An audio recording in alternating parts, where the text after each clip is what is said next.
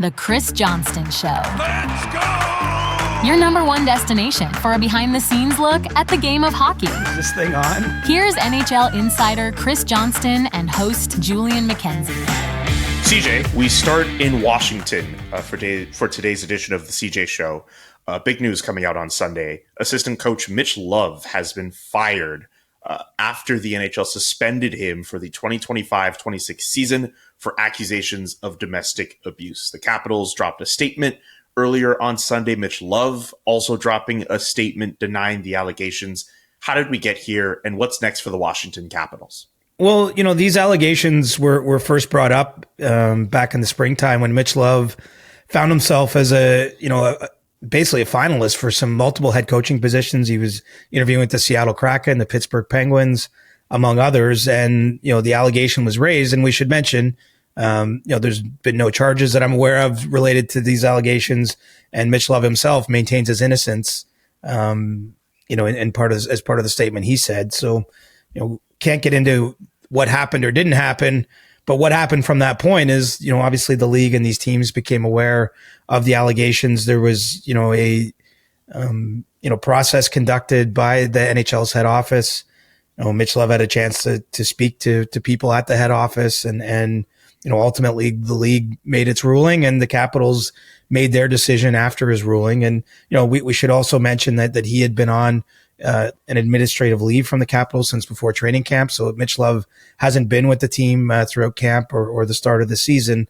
But obviously now he's, been cut loose by the organization.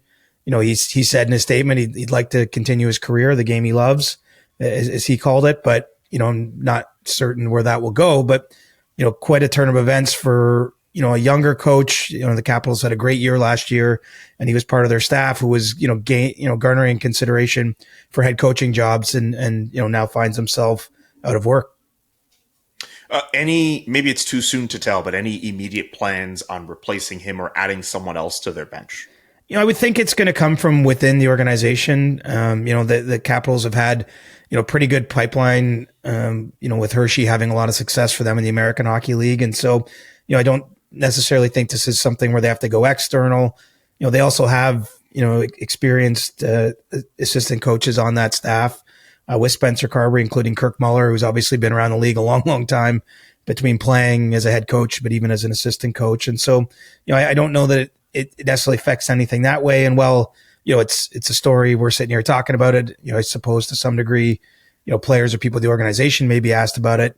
It doesn't necessarily disrupt much of what's going on day to day, because as I mentioned, Mitch Love hasn't been with the team, going back to September. So, it's sort of probably for, it brings some finality to the situation, because it was unclear what was going to happen while he was under investigation by the league.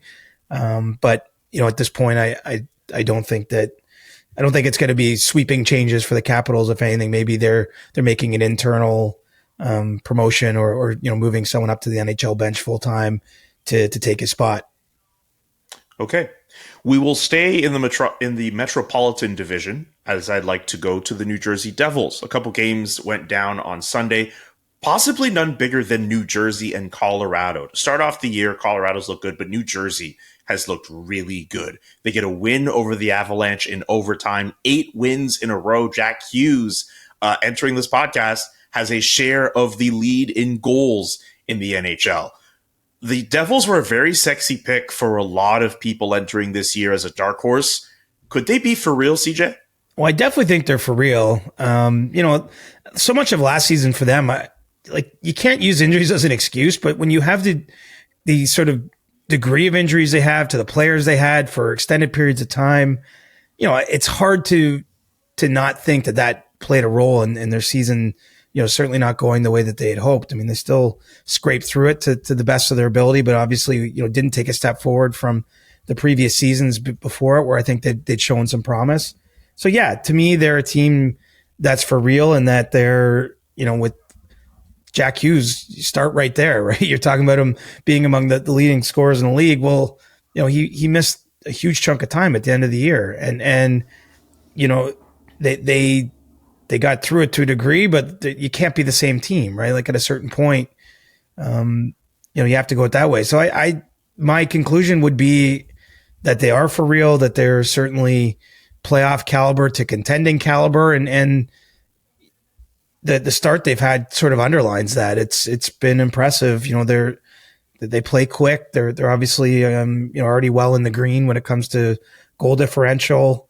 They don't have a lot of apparent holes. I mean, they've had Jacob Markstrom be out, but they have a good goalie behind him, right? Jake Allen, with lots of NHL experience, and even Nico Dawes has played.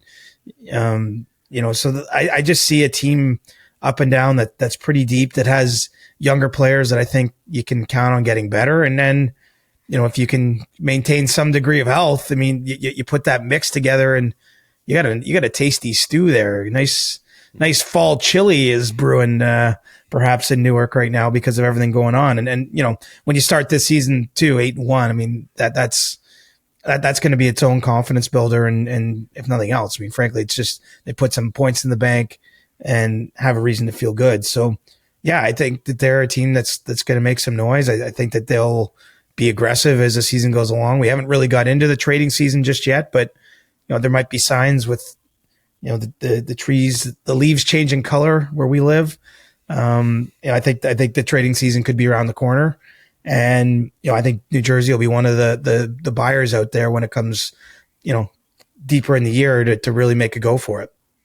I want trades. I want activity. I want something. We've had all these months of nothing. Like, I shouldn't say nothing. It's not as if no trades have happened, but the Lukas Reichel trade didn't get the juices flowing, or I'll get to that later in the rundown, CJ. But you're right. Yeah, come on. I thought the flurry of activity was supposed to be happening. I know it's early days in the season. We haven't even gotten out of the first month yet, but it was a weird summer, right? That's part of it. It was an unusual summer in terms of just, there was trades, call it about mid-July. You had the normal rush of free agent signings in the first part of July, a couple trades beyond that, and then everything went quiet. And, it's basically until this Lukas Reichel deal. I mean, we've mentioned it, but almost every trade other than that was just sort of a cap-related maneuver or, minor league players, nothing that would draw headlines other than unless you're a family member or friend of one of the players that were traded. But I do think we're going to get closer to that. And I'm not trying to tie New Jersey specifically to anything. I'm just saying they're going to be operating like a team that, believes it can win. And that's where they're supposed to be. They've had multiple years of, making the playoffs. They've gotten sort of progressively better. Last year was a step back in terms of points and things like that. But again, I think that it's pretty clear, what the main factor was in that. And so now you're back healthy, and, it looks pretty good. Looks really good. And they don't have a whole lot they have to kind of address in season. I don't feel, still some hope to extend Jacob Markstrom as it stands now. He is a pending UFA, and obviously, there's been extensive talks with his agent on, trying to find the right contract. I think a lot of that's driven by his age. He's 35, turning 36. Finding the right term on that deal could be tricky, but he's been a top performing goalie, and obviously they made a big trade to get him from Calgary a couple of years ago.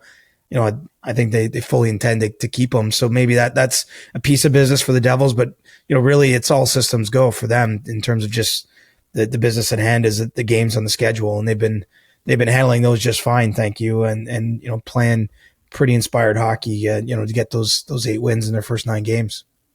And speaking of Markstrom, one thing we haven't mentioned is the fact that he's getting himself back to health. He was the backup against the Avs today on Sunday, and it looks like he's going to be able to be on their road trip, which actually starts in Colorado on Tuesday. So a team that's I love when there's a back-to-back with an East team and a West team. Yeah. Because it's always weird, right? I remember the Leafs, I think last year with San Jose, had a strange, a home-and-home series, Toronto-San Jose. This long-ass trip to the West But also Coast. just 2 teams you're not used to seeing play each other, and then you see them play twice in a week. It's kind of anyway, scheduling quirks. In this case, though, no disrespect to San Jose. Hey, these teams might not see each other till the Cup final. That you're getting exactly to what I'm getting at here. Colorado, New Jersey, very early could be a Cup final preview. We could bring it all the way back to 2001 with this one. I'm glad you helped me there because I was in my head. I was like, was it 2001 or 2003 they met? I was going 2001. 2003 was at Anaheim and New Jersey. So it was New Jersey, Anaheim. Right, when Anaheim was still the Mighty Ducks. Yes. When J.S. Shiger won the Conn Smythe Trophy in a losing cause. Okay. Yes. Yeah. Is he the last one to win Connor playoff MVP in that situation? Connor McDavid. Right, sorry. Connor McDavid. He did. Yes. Connor McDavid was the last one to do that. You forgot because he didn't come out and claim the Conn Smythe. So there's not a good photo of him with the Conn Smythe Trophy. I wonder if there's any photos of him with the Conn Smythe Trophy. I mean, now we're down a rabbit hole. But it's a good question. Because he obviously didn't formally accept it on the ice, which we understand. They lost 2-1 in Game 7 in 2024 on the road. I understand why he didn't come out and take that trophy, but I wonder if the league ever got even behind the scenes. I doubt it. If he doesn't want to go on the ice to take it, I can't imagine you're pulling him aside in the bowels of the arena 20 minutes later and being like, hey, will you do this photo op with the trophy? Hey, you lost the Stanley Cup in Game 7. Do you want to take this photo? I wonder if he even brought it home. Because typically, this is where my brain is at. Is typically it goes to a winning player. So when you're around that winning player in the summertime, usually the Stanley Cups, they're at a cup party and the Conn Smythe is there, and it's sort of a happy thing that the winning player spends some time with it. I wonder if he even brought it home at any point or took his own photos with it, or if it was just you know what, I'm going to win this when we win and I'll worry about it then. That might be what happened. I wonder if he even has a miniature version of the trophy. We've seen mini versions. He would. Because I'm sure the league would send him that. But what do you do with it? Is that something he shows prominently? Is that in a closet somewhere? If you're not going to take a photo with the real thing, what are you going to do with the smaller version? Well, wherever he's got his 5 mini Hart scoring to Art Ross trophies, 3 mini Hart trophies, number of Ted Lindsay awards. He probably has it somewhere wherever that is, but who knows? When you're Connor McDavid, maybe it's all just in a basement, or let's face it, he's probably got a cool trophy room, which he should. That would be pretty sick. If you could go to one player's trophy room, just to tour it around. I mean, Wayne. Do I want Wayne? I mean, yeah, Wayne, I guess. But you know what, Mario? Maybe Mario's room. He's probably Mario's trophy room. Mario seems like he does things classy, right? I feel like it would be done up well. I'd love. Wayne or Mario, you can't go wrong. This isn't the spirit of the question, but I'd actually love to go to whatever Tiger Woods has. Because wait, time out. I know that wasn't the spirit of the question, but that's the room that's most in my mind. I thought you were keeping it to NHL players because that's why I thought Wayne and Mario. Right. Well, I'm going off the board now, and I'd love to see Tiger was 15 majors and 82 PGA Tour wins plus lots of other things around the world. I bet he's got a room that would blow your mind. If we're opening it up to everybody, Lionel Messi for me is probably right at the top of the list. The Ballon d'Ors, the World Cup, Champions League. I need to. You could see just about everything in that room. Has he won anything in the MLS? I truthfully don't really watch MLS. He won a Leagues Cup, I think, but I don't think he's won an individual MLS Cup as awards. of yet. Okay. He won I don't know why I'm blanking on MLS specific honors. Maybe I could specifically find that out, but he definitely won something. I think he won an in-season tournament with Inter Miami last year, even when they weren't even able to get to MLS playoffs. He found a way to do that. I need to double check the honors trophy part for him. Forgive me for not having that right away, but he's definitely won something by now, right? With his MLS club. Sidney Crosby's room would probably be pretty good too, because it's varied, right? He's won World Juniors, World Championship, 2 Olympic golds, 3 Stanley Cups, multiple Hart trophies and scoring titles and a Rocket Richard. He's won a little bit of everything. He won everything in the QMJHL and the CHL. He's won everywhere. A lot of team hardware, but you'd have stuff to recognize that too. So anyway, Sidney Crosby for sure has to be up there. But also just to follow up on Lionel Messi, he won a Leagues Cup trophy in 2023 and a Supporters Shield, which I believe is given to the best regular season team. That he won that last year. So he hasn't won an MLS Cup or anything yet. Gotcha. Yeah. Sorry. This is a total rabbit hole. No, I love this it comes when we out of get us down in the rabbit hole. saying, hey, maybe New Jersey and Colorado will play in a Stanley Cup final again. That happened once. Then what happened? Then we just like open this door, open that door, open that door. And anyway. You know what's funny, actually? Because I wanted to open a rabbit hole. I wanted to ask you a random question of my own because of Colorado, New Jersey. We'll get to other stuff in the show later, but I want to ask you this. Yeah. What's the greatest individual cup raise of all time? Like, when I think of Colorado, New Jersey, I think of Raymond Bourque lifting the cup to the sound of Gary Thorne, like on ESPN. Like, I think that's when you tell the story of the National Hockey League and you look at some of the biggest highlights to have ever occurred in the league's history, that moment of Joe Sakic handing the cup off to Raymond Bourque and him lifting that cup, that's one of the greatest moments the league has ever seen. Absolutely. Wow. I don't have a good answer for you. Like, I would just be tossing something out there. Like Rod Brindamore's come up as an example when he won in 06 and he was stomping. I've heard people say, well, remember, because he refused to shake Gary Bettman's hand, right? Because that was at the end of that was the first cup after the year-long lockout.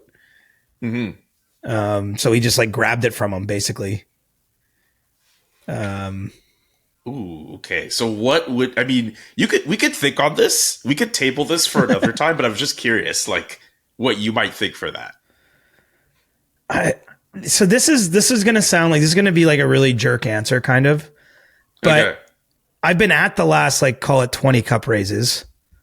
Yes. And when you're covering it, you don't get to see it on TV. Like, you're actually waiting in a pen, waiting to come onto the ice. And so I feel like I haven't really experienced those moments properly, like in my working years. And then if I go deeper than that, I'm getting back to being a kid, which, I could have said Ray Bourque. I didn't. That was before my time as a journalist. I don't know the best one. I mean, I think it's one of the great moments of every year, which is a bit of a cop-out, but it's also the truth. Like, it's pretty cool seeing players lift that thing. But we're a long ways off of that. We're 9 games into the season. Are we already giving New Jersey the cup? It's very early. I'm not giving them the cup. I'm just saying it'd be pretty sick to see them in the cup final, which I think you're allowed to do. I mean, I could say that about anyone. I got asked on another podcast today, are the Montreal Canadiens the best team in Canada? It's a little early, but people are asking questions, CJ. Yeah, well, I mean, that's a fair question. What's great to me about Montreal's start is they actually had expectations this year. After making the playoffs last season and having the strong finish to the year, and they've went through Western Canada and, they're doing their thing. They've had to come back in some of these games. Not that I'm not scorecarding wins at this point, but, I think you could make the case. You can make the case right now. I still think Edmonton will probably be wearing that crown, whatever you want to call that. Canada's best chance to win a cup will probably be the Oilers at some point later in the year. But right now, I mean, I know Edmonton beat Montreal the other night. It was kind of a little bit of controversy in that game.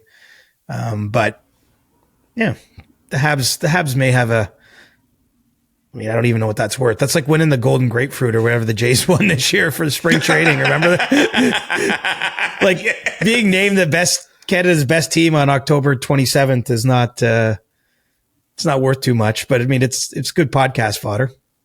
Absolutely. It's not even like you get a trophy at the end of the season for being the best team in Canada. I mean, we devalue the President's Trophy. Could you imagine being the best team in Canada? What's that worth? Well, I mean, it hasn't been worth a Stanley Cup win since 1993. So, I mean, you start right there. It's insane how many teams have had a chance. Like, there's been a bunch of Canadian teams in Game 7 of the Cup final. But anyway, we are all over the map right now. That's okay. That is fine. I would like. We need a GPS here. How do we get back to? I would like to keep it to a Canadian team if we can. Okay. We should bring up Lukas Reichel and the Vancouver Canucks trade. Lukas Reichel going from Chicago to Vancouver in exchange for a 4th-round pick in 2027. A change of scenery needed for Lukas Reichel. An opportunity for Vancouver to take advantage of a young talent. Could they be done? And what do you think of the trade? Well, Vancouver's in trouble, right? And like, there's no way around the fact, with Filipino's situation, other injuries they have in their lineup. I mean, they have a glaring hole in the middle of their roster, and they're not off to a great start. So you you pair those things, I think it's a critical season for the Canucks. We don't need to go into the topic, but everyone's aware that Quinn Hughes is eligible to sign an extension as of July 1st, 2026.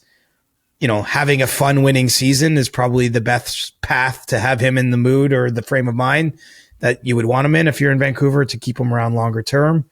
If this season goes totally off the rails in a negative way, then it opens up doors and questions you don't want to be asking yet about, rebuilds or retools or who might you be moving. So, in that context, I think it's important to recognize where the Canucks are. They need to win games. And so I think that's the beginning of the end of why that deal happens now for Lukas Reichel. And I don't think it's necessarily the end for them. The hard part for Vancouver is it's just no one's in a mood where they have to trade any player at this stage of the season. You know what I mean? I mean, the Reichel conditions were pretty ripe for it because, he had asked for a trade, was working with the Blackhawks front office on finding a new home. And so, in that case, I think they were looking to offload the player because, it had gotten to a point where, the sides recognized, he was someone that should be moved. But, when you're looking at the bigger moves, and obviously a lot of focus on, are the Canucks and the Bruins a fit, with Boston having both Pavel Zacha and Casey Middlestat as players that, I think could be candidates to be traded this year. The Bruins don't need to make that trade. And Vancouver might need it a little more, which means if you're going to try to size up, if that works, I mean, it might be in a position where you have to be overpaying a little bit. And so we'll see how everything materializes, but I certainly don't believe the Canucks are going to stop there. And I understand it. I think we can't more clearly say that they need to have the best season possible this year, because the consequences of not, could mean, trading franchise players or having to reckon with the possibility that they're leaving and all those types of things. So, they have to, try to counteract it. And unfortunately for Filip Chytil, I mean, he's had a long history of head injuries, right? And long layoffs. And, there's some people out there that are worried about even just his long-term ability to play after, this latest one with that hit from Tom Wilson. So, it's a long way back to saying we're early in the year and we try to, to categorize everything as such, but I do think the urgency for the Canucks is very much there. And, I'm sure they're going to try to keep adding to that forward group to give themselves a chance to get back more often in the win column. What did you think of that hit from Tom Wilson, by the way? I mean, pretty tough to, maybe it's Tom Wilson. We know he toes the line, and it feels like almost every hit we see from him, we have to overanalyze to see if he has stepped over said line. Well, he's a big physical player. I didn't have any problem with it in terms of it being illegal, but it was a punishing hit, obviously. And, devastating hit for Chytil and for the Canucks. But I mean, Tom Wilson, you watch him in that game against the Senators, like he's out there throwing big hits, right? Big one on Ridley Gregg. Exactly, over the weekend. Quite frankly, I think Tom Wilson has a very good chance to be at the Olympics for Team Canada. I think because of that style of play. And well, yes, his rap sheet is long. If you look at the last few years, he's gotten way more on the right side of it than where he was early in his career. It reminds me a little bit of the career evolution of a Brad Marchand, not comparing exactly their games otherwise, but, Marchand had a pretty long, he had speed dial to NHL player safety on there. They were on a first name basis because he was frequently suspended or fined or, even licking players, like doing things that didn't result in a suspension, but was getting not the kind of attention you want from the league. Right.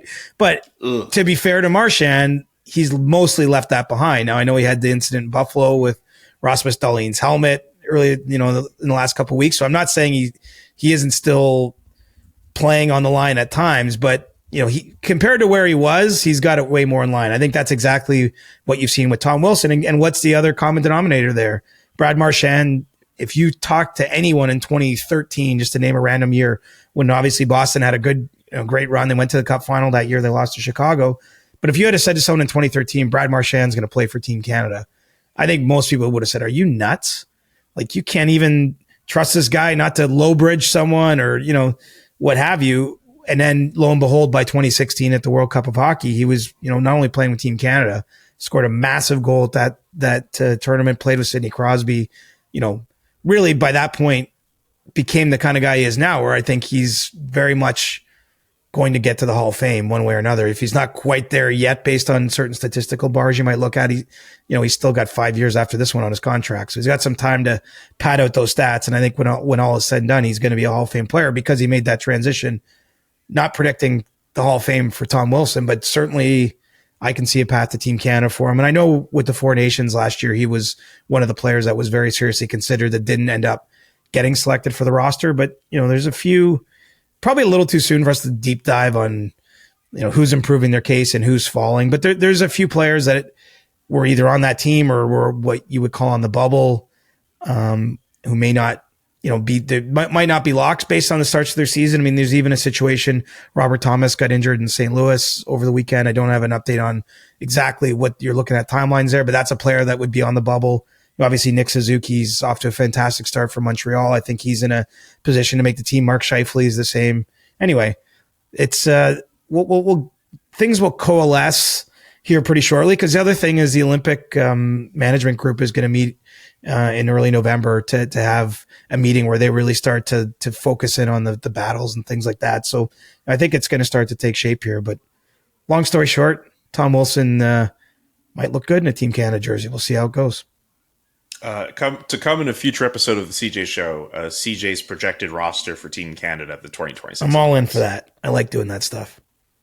Also, without looking, how many points is Brad Marchand away from 1,000? 12. You're close, 9. He's 9 away from 1,000. That's not bad. Not bad. Just wanted to exactly. So I mean, you start getting to 1,000-point milestones. He might not be a surefire Hall of Famer just yet, but he's pretty darn close. Oh, yeah. Absolutely. Most players that hit that threshold, and again, he's in a position to get 200 more points beyond that, at least. We'll see how, hopefully he's healthy, and we'll see what goes on. But he's got a chance to get into that rare air. Plus, he's maybe going to get a chance to do something like win an Olympic gold if he gets, he's adding the sorts of things that are written in like the first sentence or the second sentence of those Hall of Fame plaques. And winning another cup, obviously in Florida, was a big one to check off the list too. This episode of the Chris Johnston Show is brought to you by DraftKings Sportsbook. Hockey is back, and this season DraftKings Sportsbook, an official sports betting partner of the NHL, brings you all the speed, skill, and nonstop action you love. DraftKings Sportsbook delivers the unmatched intensity of the NHL right to your fingertips. From player props to the thrill of live in-game betting, every drop of the puck is your shot to win big. If you're looking at the lines for Monday's games, the Senators open at -180 favorites against Boston. St. Louis also looking like a favorite against the Pittsburgh Penguins at the money line at -120.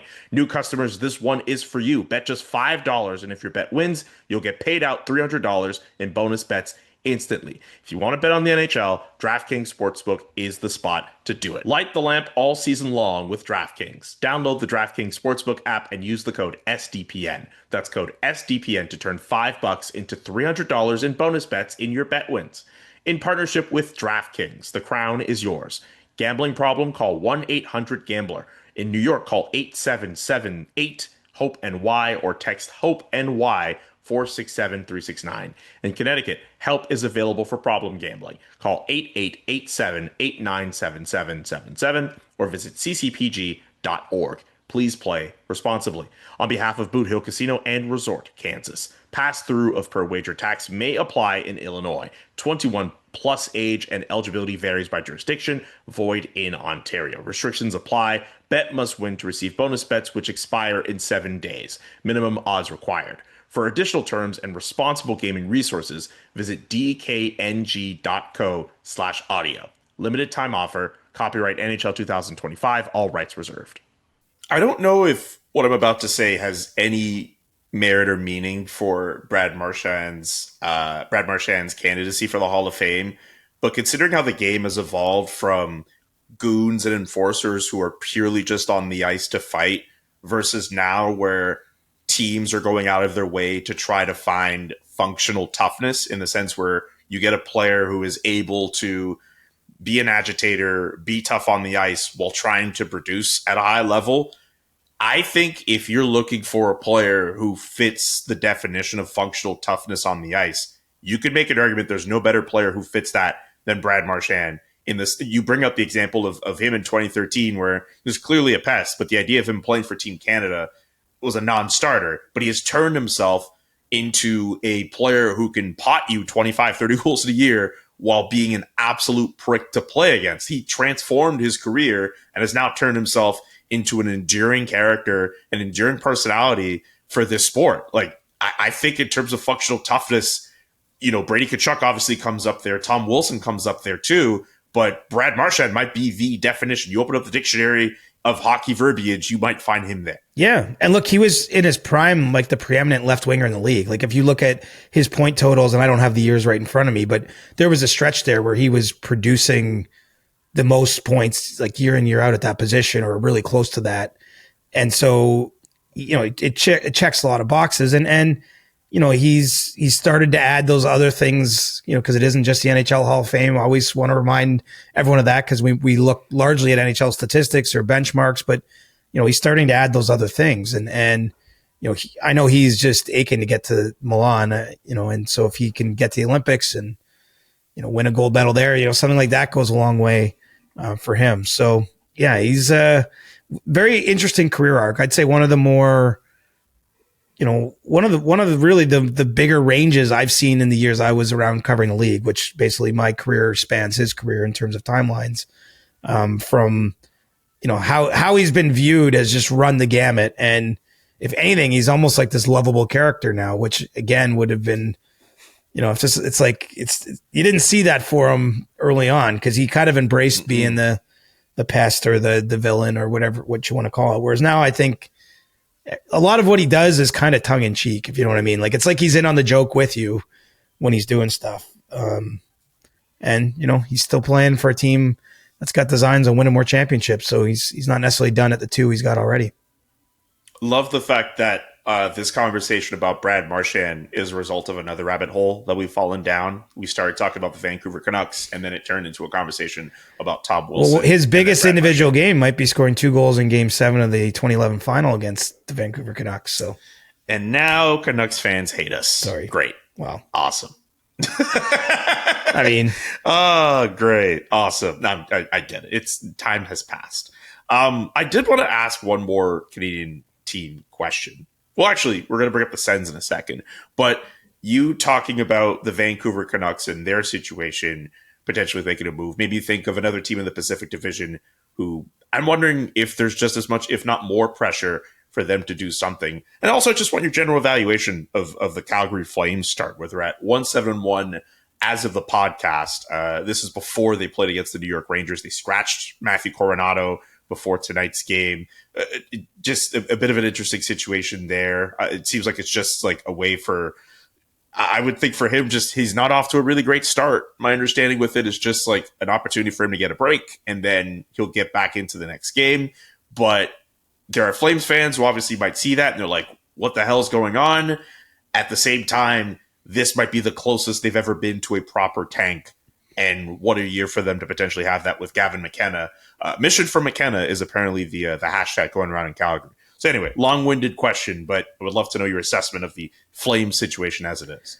Well, it's bleak. I mean, there's no way to paint the current picture just looking at their season. I mean, can't score goals. You even heard Dustin Wolf mention that in an interview here in recent days. But, it doesn't have to be bleak long-term. They have some interesting veteran players if they get into a mode where, they want to sell, which, I don't think is where they are today, but it doesn't take a genius to figure out that could be where you're headed when you've won 1 of 9 games to start the season. I think that Craig Conroy, of course, would like to keep adding sort of a certain age to his team. They've resisted, as you know, from your time covering that team up close and personal in the city, they've resisted kind of the full teardown.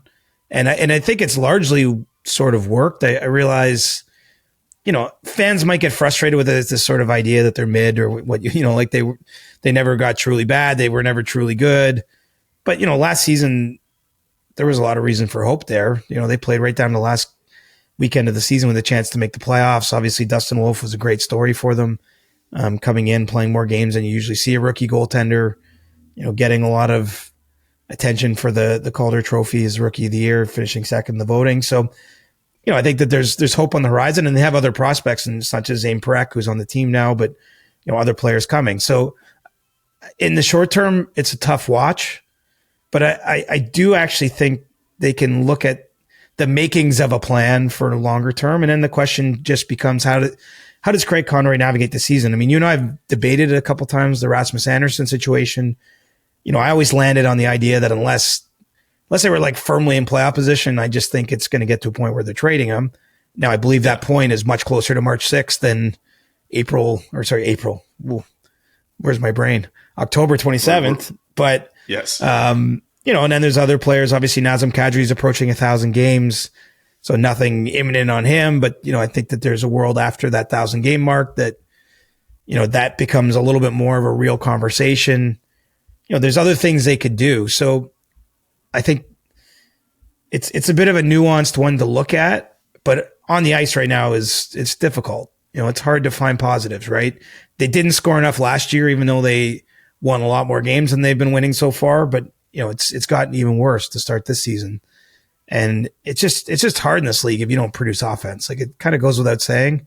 Like, in theory, you could win every night 2-1 or 1-0, but in reality, it's not the way the league goes, especially in the regular season. It's not as tight as the playoffs, right? And you need some game breakers. You need a power play that punishes opponents when you need all those things to kind of keep other teams honest. And the Flames are missing that high end, right? The top tier of those kind of guys. They still have really useful NHL players like this.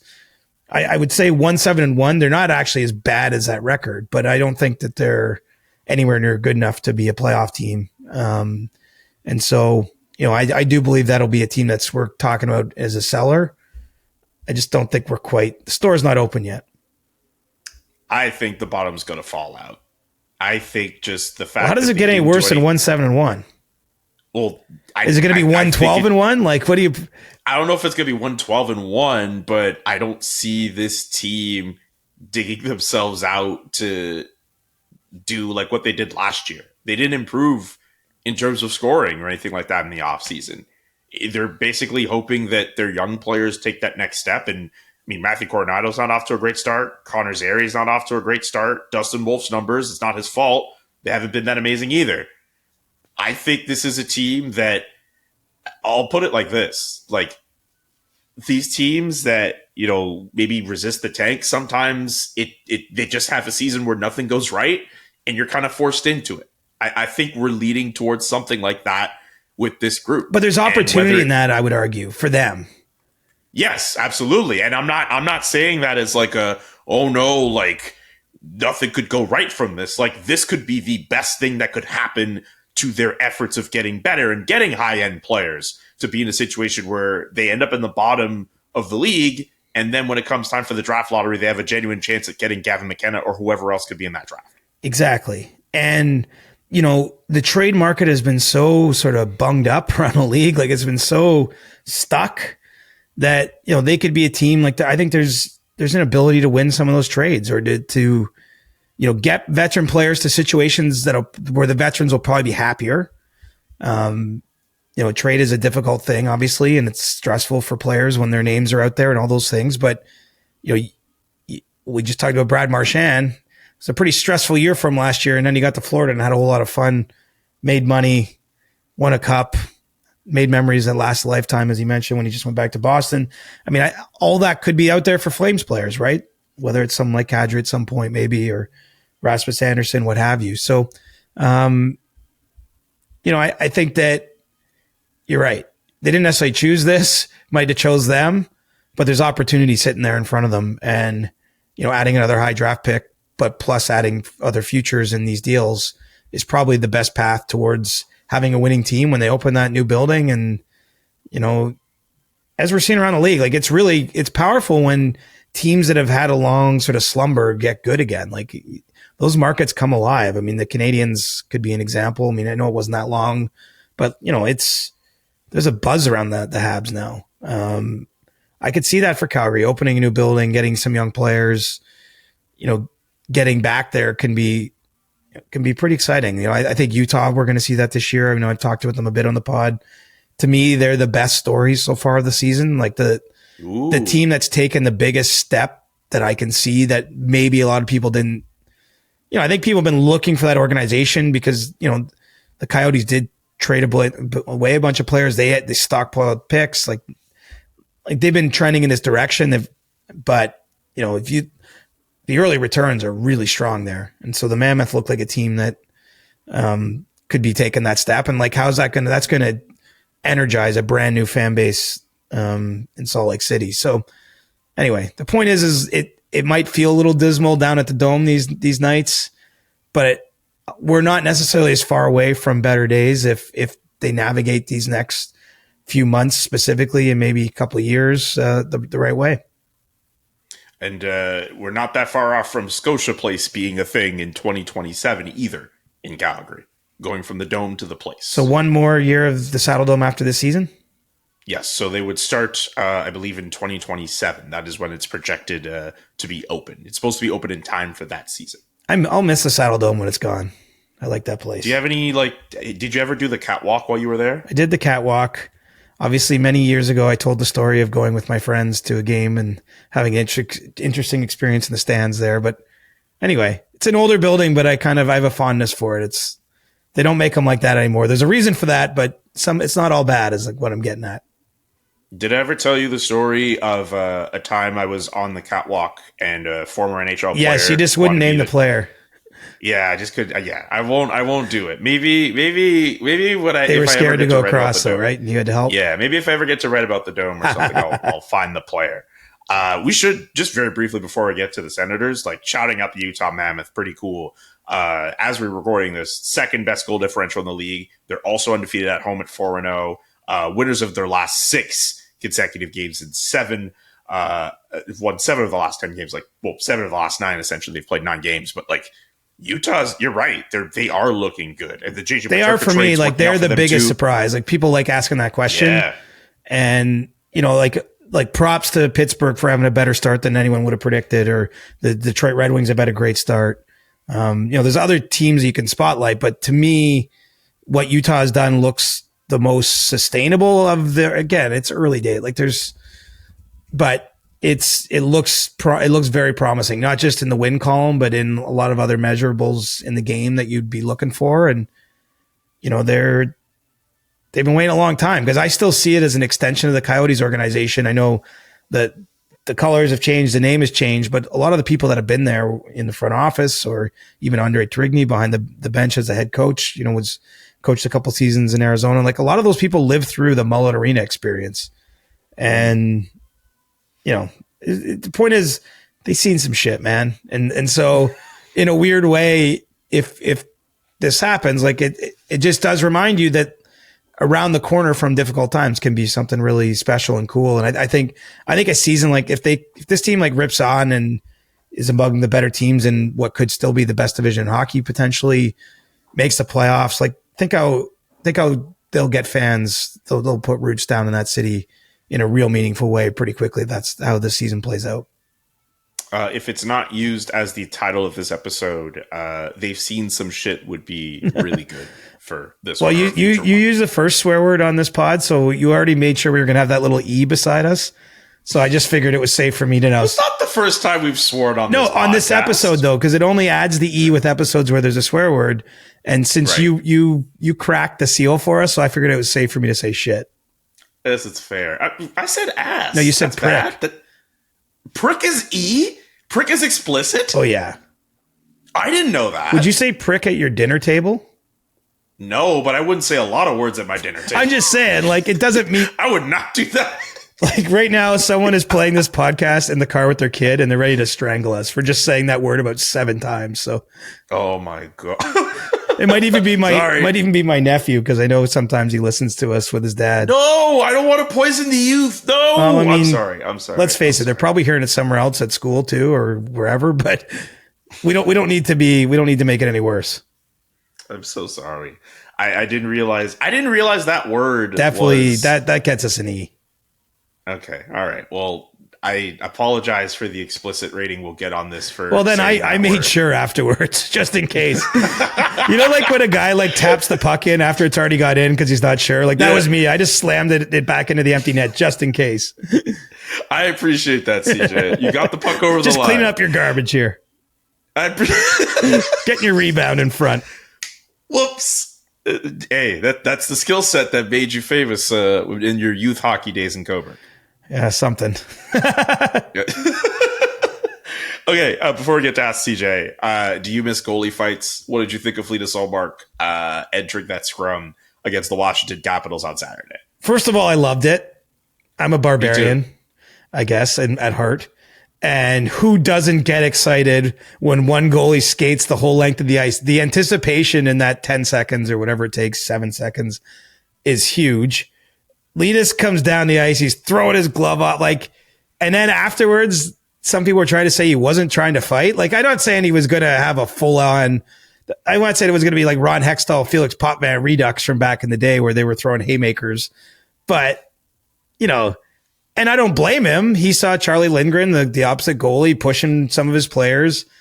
What was Travis Green's words, Julian? Did he say something like he wanted to even up the numbers or something like that? Like that was... Yeah, I'm paraphrasing a bit. I thought more of Linus saying oh, I love Charlie, but seeing that develop, that made him want to get in.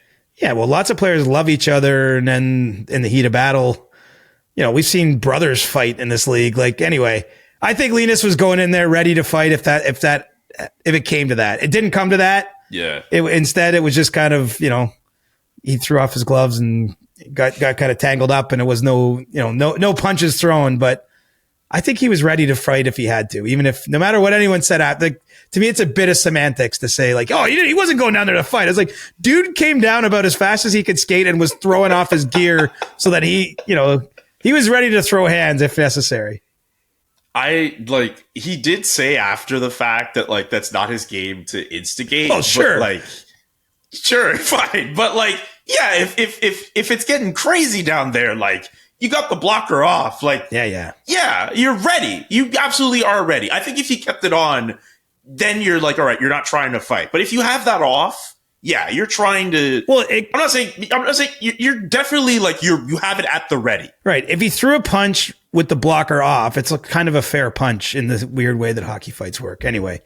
Yes. Versus if he kept the blocker on and he was hitting someone with that, then you're going to have a bigger problem. But anyway, it was amusing. Nothing really became of it.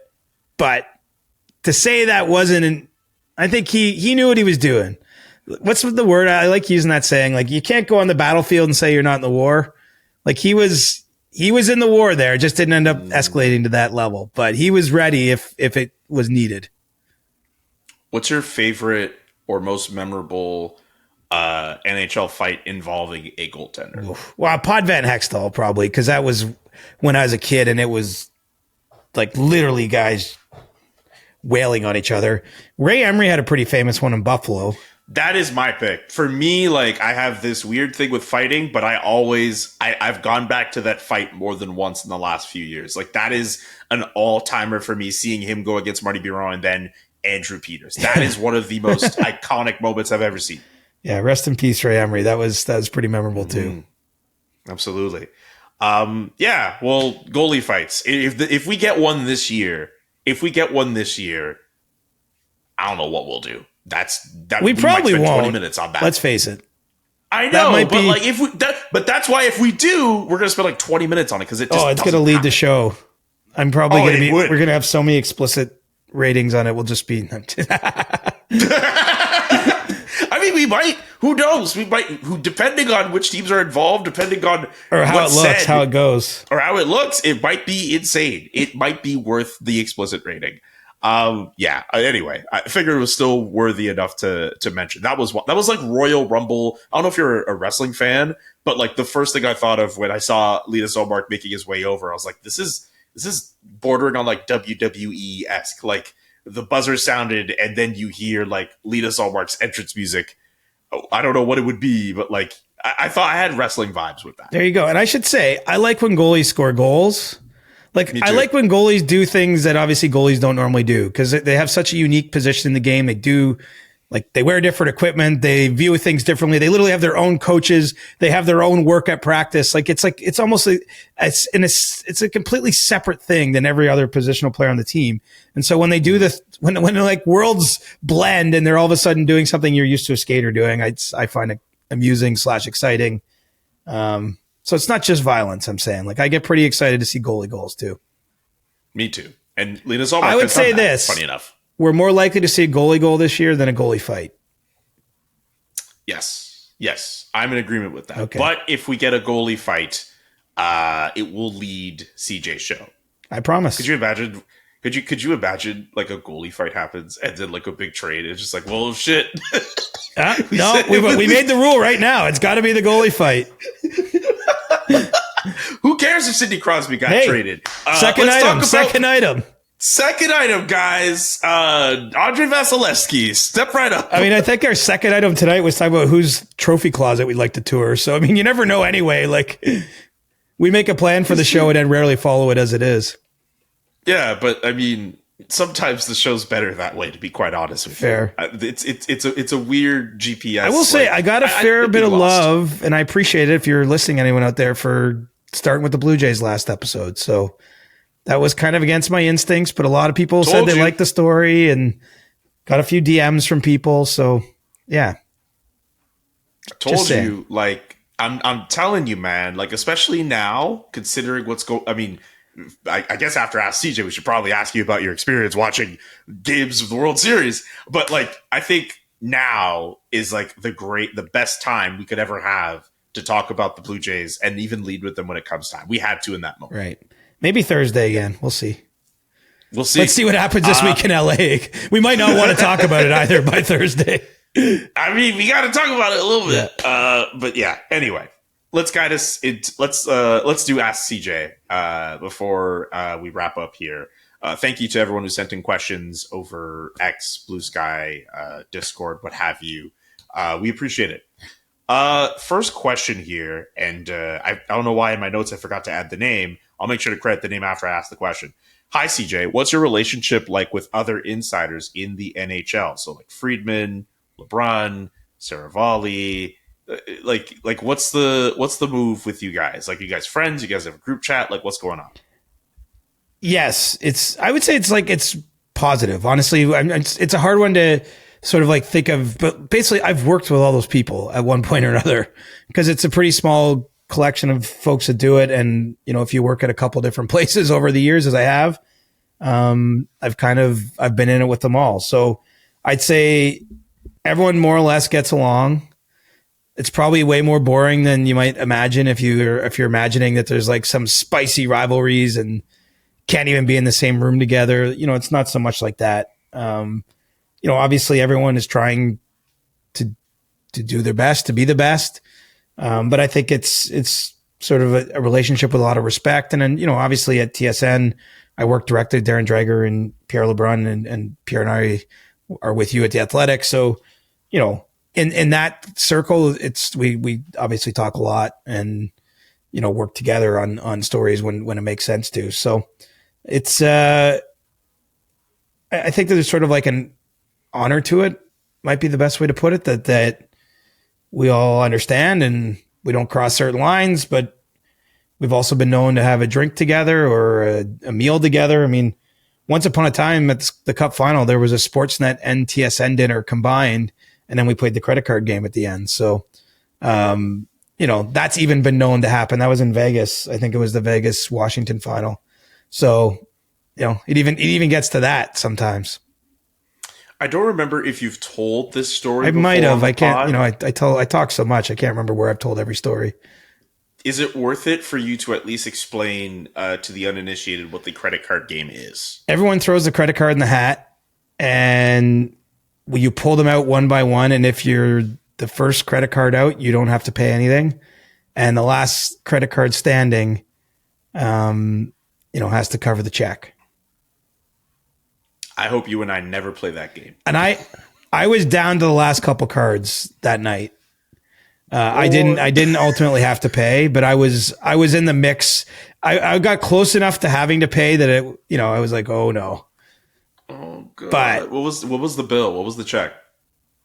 It wouldn't have been cheap. What we actually did in the end is the wine got split off onto a second check so that it was split into two losses, so to speak.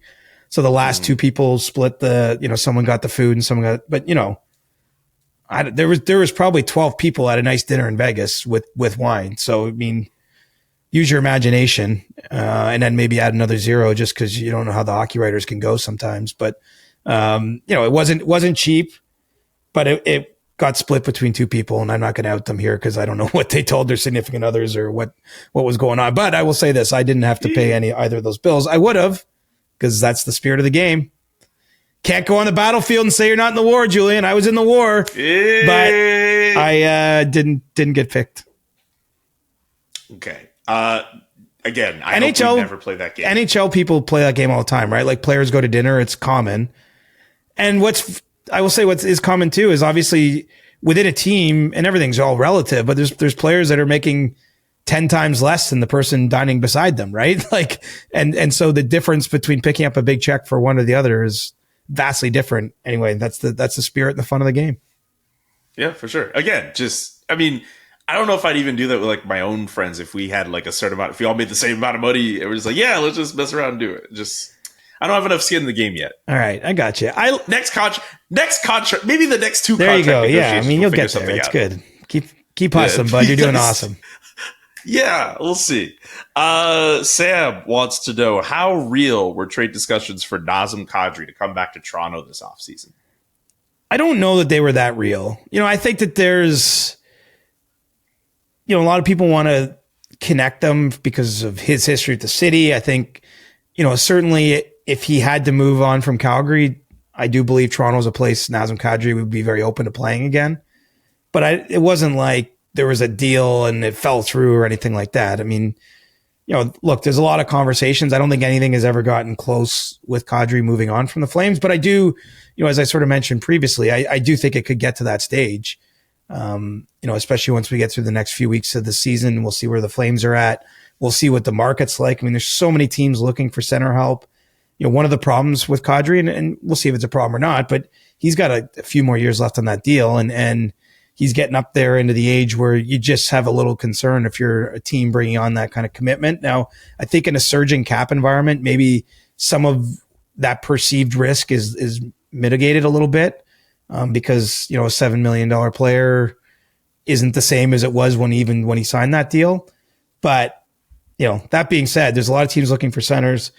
Every team that wants to win a Stanley Cup wants players who play the way Kadri does at his best, who, to borrow Julian's phrase from earlier in the podcast, a functional, tough player who, he's up there. Who's competitive as hell, who's scored big goals, who obviously finishes checks and defends teammates. I mean, a hungry Nazem Kadri is going to be playing playoff games again in his career. That much I'm certain. I don't know where he's going to be playing them yet, but I think that the Toronto thing is not impossible, but it's not.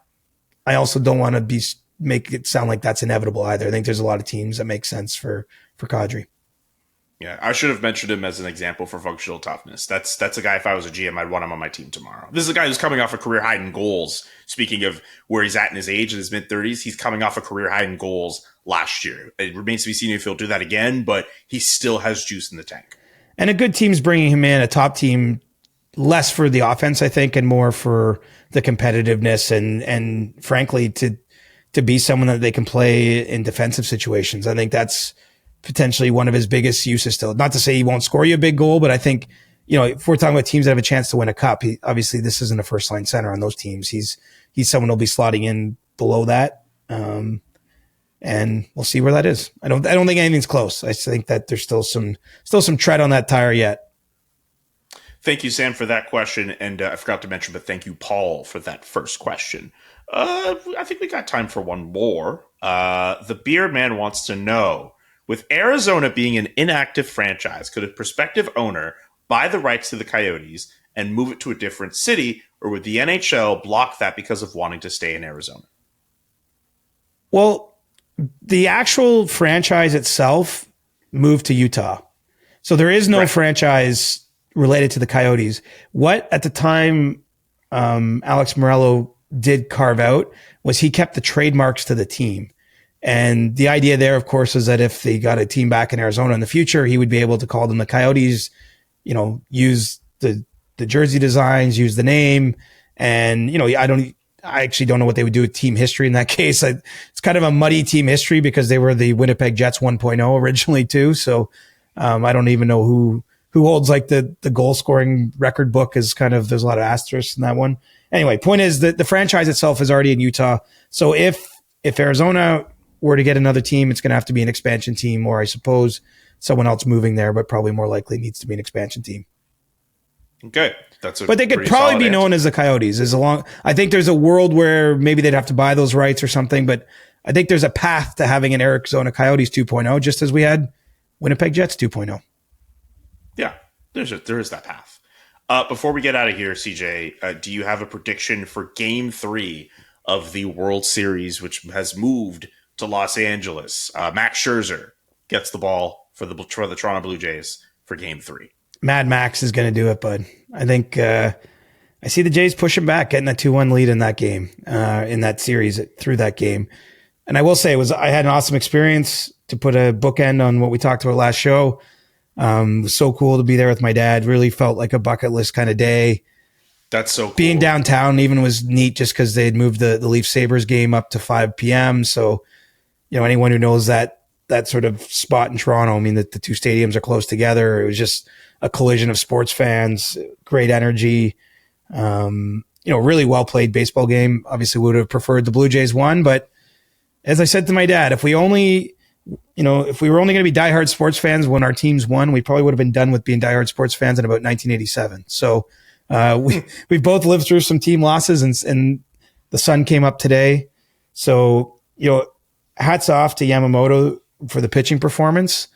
But it wasn't a game that actually planted doubt in my mind yet about the series, because I just don't see, even when Yamamoto pitches later in the series, I don't see the Dodgers getting that elite of a start again. So I think it's a bit of an outlier game. The test is real, but that was a 1-1 ball game into the 7th in Game 2. And the Jays had a 9-run inning in Game 1. So I'm just saying, this is very much an open series. As I said earlier, I'm sticking to Jays in 7. It's always been Jays in 7. I've been saying Jays in 7. So you got to lose 3 to get to Game 7. But the Jays aren't losing Game 3. That's going to be a Max Scherzer performance. Love the confidence. I definitely think this series is going either 6-7. I think this is going the distance. We are getting quality baseball from both teams. I don't think the Jays have any reason to be scared of the Dodgers. I get they have the pieces that they have. They showed in that first game that bullpen particularly, they can get to them. People were looking at this series as the Dodgers are going to sweep them in 4. There was no way that was going to happen. I think the Jays have everything you need to win a World Series, but so do the Dodgers. So let's see how it goes in Game 3. I share your optimism. I think the Jays can find a way to win. Love it. 3. Okay. I think this. I didn't know if you were going to hit me with realism after my optimism. So. Nah, I just think Tyler Glasnow, by the way, pitched for Tampa for years, and the Jays did have success against them too. So, I'm not saying that's a predictor. He's obviously a great pitcher in his own right, but I just don't think the Jays bats are going to be that quiet again, and we'll see. That was the first complete game, by the way, in the World Series since 2015. And yes, I saw that. That isn't just because the Dodgers, it was a fantastic performance. I'm not even taking one little thing away from Yamamoto. Retired 20 straight batters to finish a game. It was absurd. But that was only done because the Dodgers know their own bullpen is a weakness, and they didn't want to go there. They were willing to let him throw his arm off rather than going to that bullpen and opening the game back up. So let's see if the Jays can get the bats busy in Chavez Ravine. All right. We'll be back later this week with a brand new episode of CJ's Show. We'll, of course, talk about the Toronto Blue Jays, we'll see where they're at in the series, but we're definitely going to talk about the Toronto Blue Jays and everything else you need to know about the National Hockey League. CJ, great work as always. Subscribe to the podcast if you haven't done so already, and we'll talk to you all later this week. The Chris Johnston Show. Follow Chris on Twitter @ReporterChris and follow Julian @JKA McKenzie. The Chris Johnston Show.